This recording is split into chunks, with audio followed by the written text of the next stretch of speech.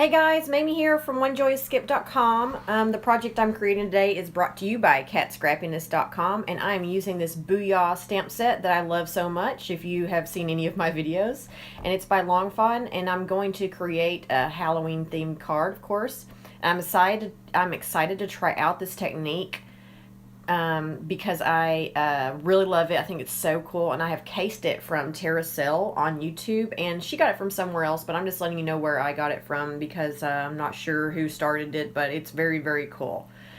So to get started, I'm stamping my ghost and their accessories on Copic blending paper with Simon Says stamp ink, and I'm going to be coloring the images with my Copics.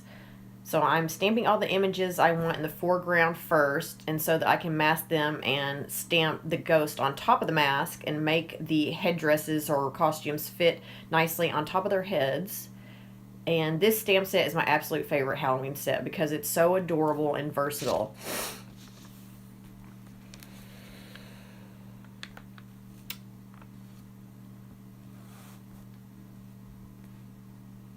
So as you can see here, I am just stamping the ghosts underneath the costumes, and they came out great. Easy to line up. I do have the video sped up quite a bit, but it is very easy. And so this stamp set comes with a lot of costumes and different accessories that you can play with, and so it's really awesome. So and it has a bunch of different faces, and so I just really used as many different things as I could here. So for this card, I am going to end up using all the images. I just couldn't resist. I had to this time. I didn't want to leave anybody out, you know?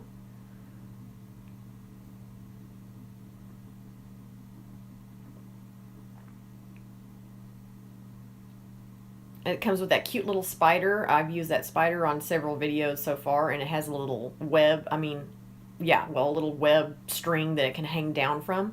And the bat vampire wings, I didn't have room to stamp those appropriately on top of his arms, and so I was like, well, let me try it underneath. That did not work out, so don't do that. So I stamped those off to the side so that I can just cut it out and put them in that way. So now I'm just going to be doing my Copic coloring, very, very simple Copic coloring. I'm actually doing the ghost in kind of like a gray-blue. You know, you can outline them in any color you want. You can do gray, or you can do a warm gray. It just depends on what kind of effect you want your ghost to have. And I am going to be doing the Frankenstein ghost in green, of course. And I really wanted to do the ghost in different colors too, but I was like, okay, I've got enough going on in this card. Let me try to just keep the rest of this simple.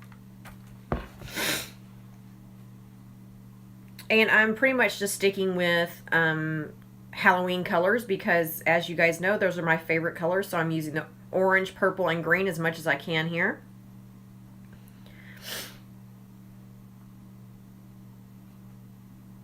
And I just cannot say enough about this stamp set. You can pick this stamp set up, hopefully by the time that I'm doing this video, you can pick it up at Cat's store.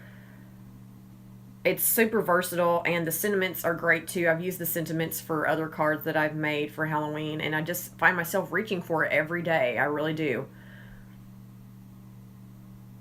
And I'm not sure if you can get the dies for it. I know you could at one time. You might still be able to, but I just cut mine on my brother scan and cut. So if you guys know if the dies are still available for it, let me know in the comments below. And here I'm just doing Frankenstein's hair. And so I didn't show you everybody's coloring because that would take forever. And so I'm just showing you how I did his little highlight on his head. On his hair, rather. And I don't know, it's hard to say which one is my favorite, but I really think that Frankenstein is my favorite.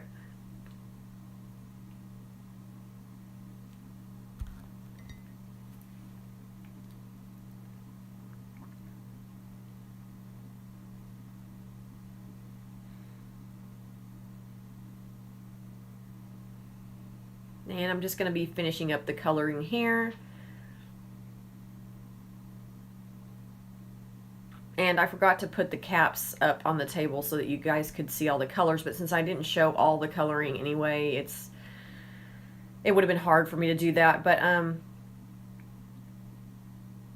I've had a couple of people request that I put the colors in the description, so I am definitely going to start doing that. It's just that I did so much for this card here that I just totally forgot. So forgive me if you do want to know the colors, and if you ask for, like, if you like the orange family or if you like the purple family, let me know, because it's pretty much my go-to colors for each family, and I can just write you back and tell you, hey, I use the, VO9, VO4, or whatever, because I usually use the same family because I don't have a lot of Copics, so I just find 3 or 4 that blend well and just kind of go with those forever until I can get some new markers. And so our coloring is almost done here. If you see those cute little accessories on the side, it's got some lollipops and a little Halloween treat bag and a broom. Just so cute.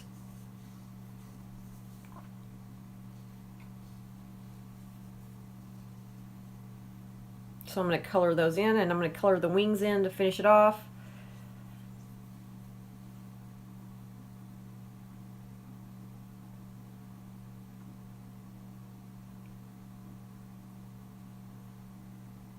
And next I'm going to be creating our super cool background. So this is my first time trying it, so I know anyone can do it. Okay, so first I made that circle mask. I used just a circle die. You can use anything that you have to create a circle mask. I pressed that into place and started on my blending. I'm using Bristol Smooth cardstock. It's great for blending. So I used the Dusty Concord first to blend really well on the edges and just slightly bringing the color toward the center. And I also use my Fiskars, what's it called? My Fiskars punch. That's right. I use my Fiskars punch to stamp, punch out some different clouds on some masking paper. Sorry, I don't know. I just got confused about what I had done there. And I'm just going kind of back and forth, forwards and backwards, so these little clouds will have some variation. And I'm just going to blend right on top of those so I can create some like foggy clouds, as you can see here. And I'll just move those around and continue to kind of go over them with the darker inks or more saturated of the same color. And so that just gives me like a little bit of a foggy cloud look. You don't have to do this part. You can totally leave it out, but I just really wanted to play. And so then I'm using the Chip Sapphire to blend around the edges.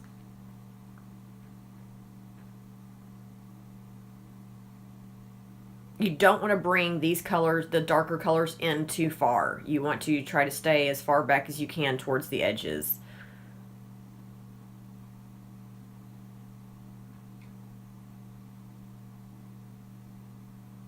So the purple you can bring towards the center lightly, but then the rest of the colors that I use, you don't. You want to keep them kind of on the edge and just bring them in a little bit. And so finally I'm using the black soot here, and I'm really just going along the edges with that for sure. So each time you do the blending, you're going to bring in the blending less and less.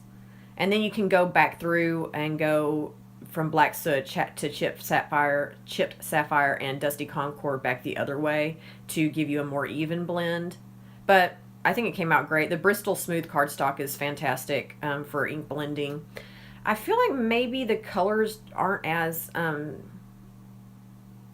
bright maybe on the Bristol Smooth, but I might be wrong. I'm not really sure. Look at that. Wow.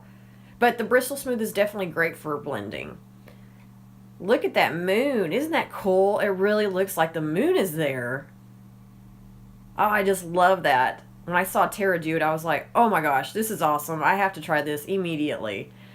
So very cool. And so now I just have some distress inks over to the side, added a ton of water. I really just wanted to keep it very, very light. And I'm just going to kind of go over the moon in different areas to give it a more realistic look. You definitely do not have to do this, especially if you're using really cutesy stamps, because I wanted to see if I could get a more realistic look, and you don't have to have a realistic look when you're using those little cutesy stamps, so I don't know why I did this. I was just playing and I didn't want to stop. So I just wanted to see if I could get it more and more and more realistic. And I probably went over the top with it, but that's okay.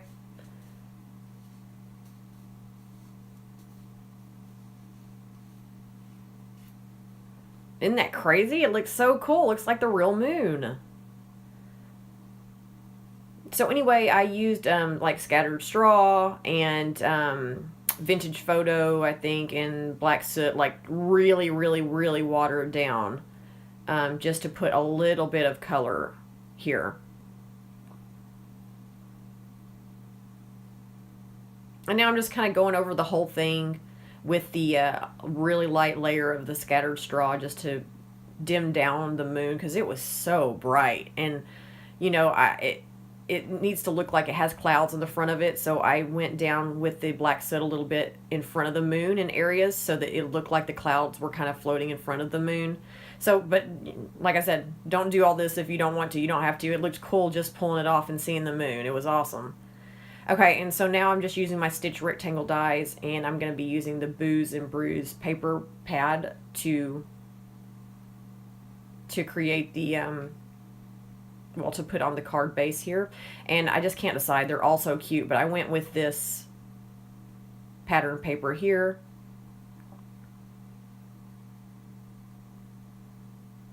And I have this fence die that is from Sizzix I've had for a long time. You can use whatever kind of fence you have. You can even use grass or whatever you have on hand. You don't have to use anything if you don't want to, but that's what I had on hand, so I used that.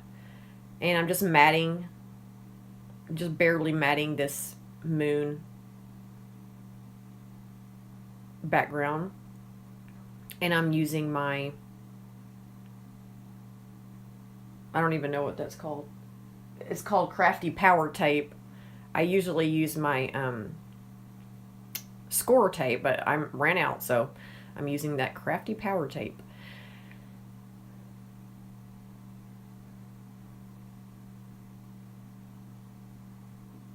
Just trimming that down a little bit. I just want it to just barely peek out, just to kind of give it a little bit more finished look.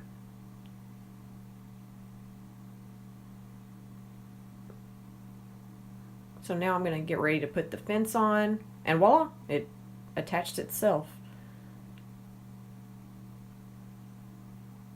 So I really didn't put any thought into the rest of the card. I just knew that I wanted to do this moon background, and in order to do that, I was going to use the ghosts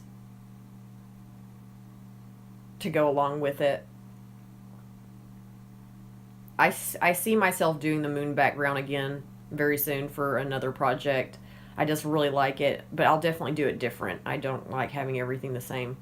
So now I'm just using my Wink of Stella, and I'm just going to glitter up that moon a bit. I'm almost out here, but that's all right. It'll all work out. And so now it's time for me to kind of figure out where I want my ghosts, and, you know, I really made it super gaudy because I just couldn't help myself. At first I was like, okay, I'll just use 3 and I'll put them across the front, you know, and just keep it simple so you can see the moon and I could really have my focal point pop. But I just couldn't decide. I couldn't pick out of all of these cute ghosts. So I just said, all right, you're all going on here. But some of you are going to have to hold hands. So I've got some of them really close to each other because I didn't want to overtake the moon.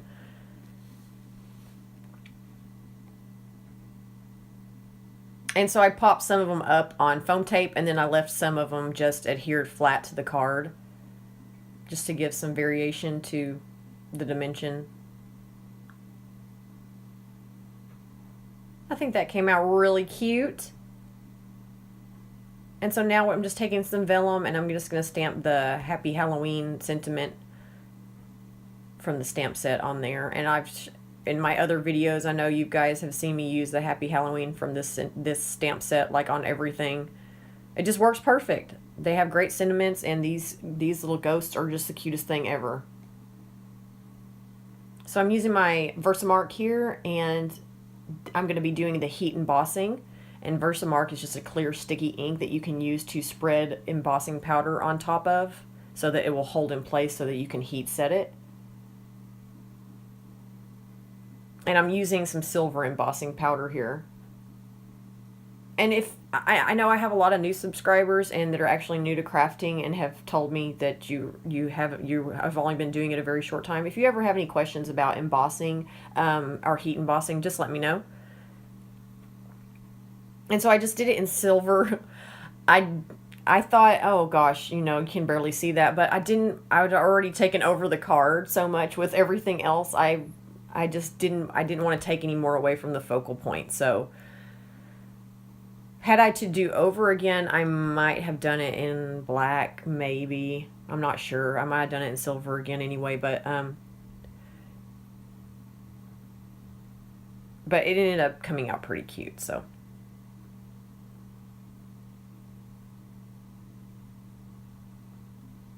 And, you know, the video doesn't ever do the card justice, so just wait for the still shots at the end of the video if you really want to see what the card came out like.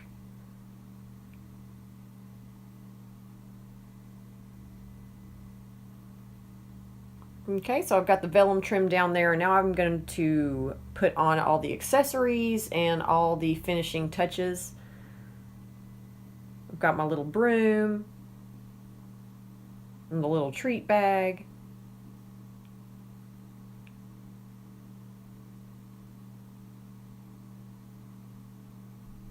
I hope that the Frankenstein's not sad because he's alone. Well, I mean, he's not alone. His friends are all there, but he doesn't have anyone, like, holding his hand. I don't think I'm going to use the sad face anymore because he's the only one that has the sad face, and I don't like to leave him out with that sad face, so. Okay, so for the fun part here, I am using cat sequins again, of course, and I'm just going to... I'm actually not going to put it all over. Wow. I'm running low on her sequins because I'm just putting it all over everything. So I just put some on the sides there, and then now I'm using my new pigment ink, and I'm just going to go lightly over the black areas to put some stars all over.